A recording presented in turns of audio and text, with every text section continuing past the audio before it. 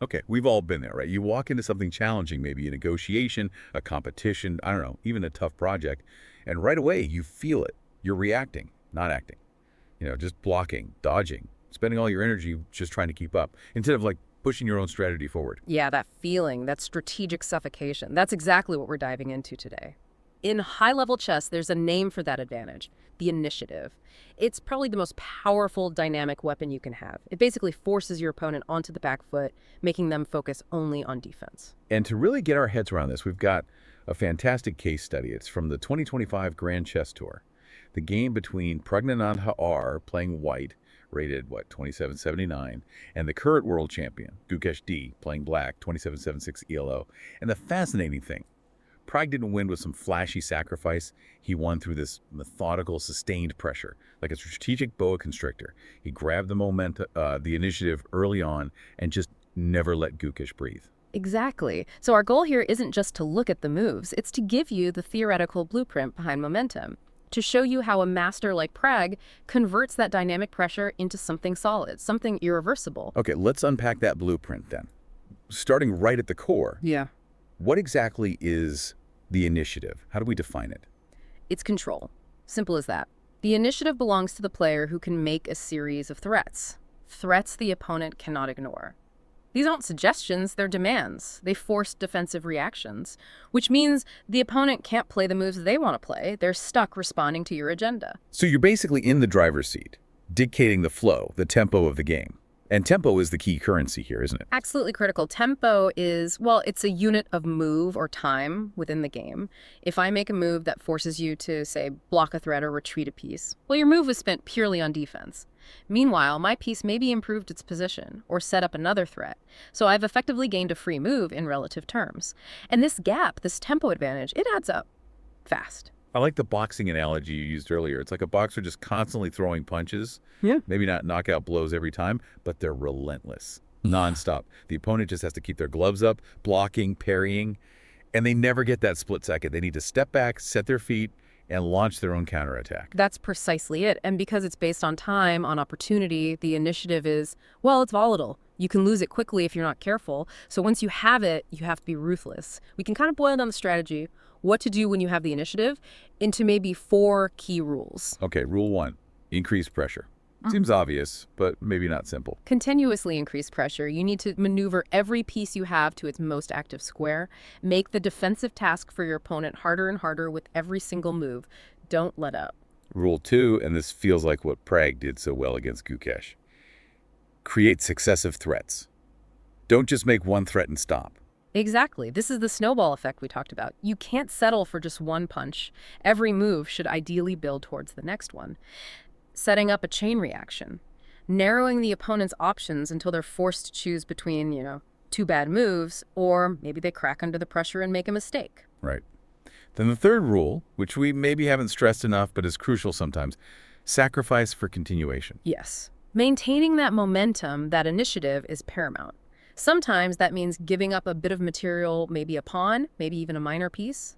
If that sacrifice opens lines for your heavy pieces or keeps the attack flowing or exposes the enemy king, it's often worth it.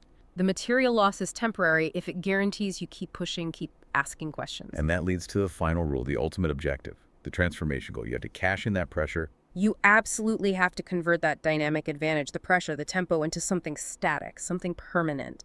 That could be winning material that won't come back, or establishing an unstoppable passed pawn, or creating a positional bind they just can't escape. If you let up, if you release the tension before you've secured that concrete gain, you give your opponent that breather, that chance to equalize, to get back in the game. Okay, framework established. Let's see it in action. Prag versus Gukesh. The opening itself is pretty standard, right? A queen's gambit decline structure, solid moves from both sides initially. Yeah, the first few moves were standard theory. Gukesh did make a couple of interesting choices early on, though. On move 6, he played pawn takes c4.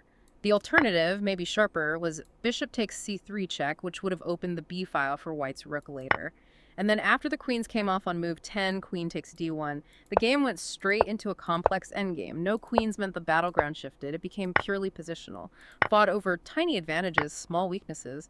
And Prag's deep thinking starts to show around move 12. he plays bishop to d2. Seems like just a developing move. It seems quiet, yeah, but it's not just development. This move signals his whole plan. The idea is subtle. He wants to reroute his knight from f3, which is already okay, to a more commanding central square like c4. He can do that via e5 or maybe d2. It's a multi-step plan. And moving the knight frees up the f3 square for his other bishop, the light squared one, which can then pressure down that long h1a8 diagonal. It's planning maybe 4 or 5 moves ahead, just thinking about optimal piece placement. Oh, okay. That's strategic depth right there. Yeah. Optimizing where his pieces will be later. All right, so the positioning phase is underway. Then comes the first real jab, move 13. Pragg plays pawn to b4. Yes, b4, that's the signal. White is starting to push on the queen side, trying to gain space, and crucially, this is the moment Gukesh makes his first significant inaccuracy. He plays bishop to a7. Okay, why is b7 bad? Looks like it hits the pawn, maybe finds the diagonal. It looks active, but it actually gets the bishop stuck out on the edge of the board. It becomes isolated. The better move, according to analysis, was probably bishop to e7. That would control key central squares like d6 and d8. It would help connect his rooks better. By playing by 7, Gukesh doesn't really stabilize things. He gives Pragg a potential target and misplaces a key defensive piece. So move 13, a suboptimal defensive choice. And then immediately on move 14, rook to d8 is flagged as his second inaccuracy. Exactly. 2 consecutive moves where Gukesh is spending tempo, but not effectively improving his position or countering White's plan. Pragg has basically gained 2 free moves here in a positional sense. And from this point, really, the initiative is firmly in White's hands. Gukesh is now forced to react move by move. And this is where Pragg puts on the masterclass in suffocation. Applying that principle, create successive threats. Move 15, Pragg plays knight to e5. That looks aggressive, centralizing the knight. But you mentioned a mating threat. In an endgame, how? Yeah, well, it's exploiting the awkwardness Gukesh created with those last 2 moves. Specifically, Gukesh's rooks aren't properly connected yet, and that bishop on c8 is still stuck behind its own pawns. It's not participating. Okay, walk me through the mating threat again. Why is Nev5 so deadly right here? It's a bit of a decoy, setting up a nasty tactic. If black gets tempted, or just misses the threat and plays knight takes e5, then white unleashes rook takes d8 check. Black has to recapture, say bishop takes d8, then comes knight to e8, check. The black king has no squares, and the only move is to block, but then rook takes e8 is checkmate. Or if black takes the rook on d8 with the rook first, it's the same idea, maiden in 2. Whoa, that's brutal, exploiting that temporary discoordination, just waiting to pounce. So Gukesh has to defend against this. He plays bishop to d7. The analysis says it's basically the only move. It defends e5 and connects the rooks finally. Correct. But see how Pragg forced that? Gukesh had to play bd7. He had no choice. And that forced defensive move allows Pragg to pivot smoothly back to the increased pressure phase. On move 17, Pragg continues centralizing with knight to e4. Excellent square. It eyes d6. It supports a future bishop f3, opens the diagonal for his other bishop, just improving coordination. Gukesh tries to untangle with knight to b6 on move 17, but that feels wrong. Doesn't it block his own bishop on a7 that he just played there? It absolutely does. It's another positional concession forced by the pressure. nb6 defends the c4 pawn, but it gives up control of the crucial c5 square. And Pragg, he pounces immediately. He sees that positional mistake, and on move 18 plays knight to c5, direct threat, attacking the b7 pawn, which is now undefended. You see the chain. Forced defense, pd7 allows central improvement in 4, which provokes a bad defense, and b6, allowing a new attack in c5. Relentless. That chain of threats, Yeah. it must be mentally exhausting for Gukesh, just constantly reacting to Pragg's ideas. Okay, Gukesh exchanges rooks on d8 on move 19. He captures with the bishop, not the knight. Why? Good question. If he had played knight takes d8, Pragg would have just snapped off the b7 pawn immediately with knight takes b7, winning material right away. Capturing with the bishop avoids the immediate loss of the pawn, but the pressure doesn't stop. Pragg keeps it coming. Move 20. Bishop to e5, now attacking the rook on b8. Another piece forced to move. And the notes say Gukesh couldn't even defend tactically here, like if he played rook c8 to guard the bishop. Right. If rc8, Pragg has a winning tactic. Knight takes b7. The pawn is pinned, can't take the knight. And if black takes the knight with the rook, then white plays bishop takes a 6, winning a piece because the rook on c8 is overloaded. So Gukesh had no good options. He was forced to retreat the rook all the way back to a8.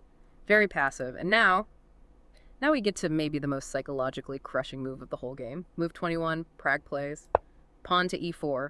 Just pushes the central pawn 1 square. A quiet pawn move after all that attack. Why is that so strong? It feels almost cruel. It is positionally devastating because it creates a permanent cage. Look at that knight on b6. Where can it go? Its only safe retreat square now is c8, which is incredibly passive. It's basically out of the game.